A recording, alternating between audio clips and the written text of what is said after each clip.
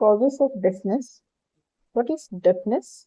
Deafness is a hearing loss that precludes a person from understanding spoken language, an audiological condition.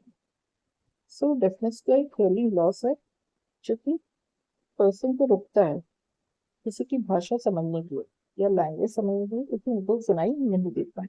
It is an audiological condition. What are the causes of deafness? Aging, heredity, trauma, long-term exposure to loud noise, ear infection. Aging, it means hearing ability naturally decreases with age.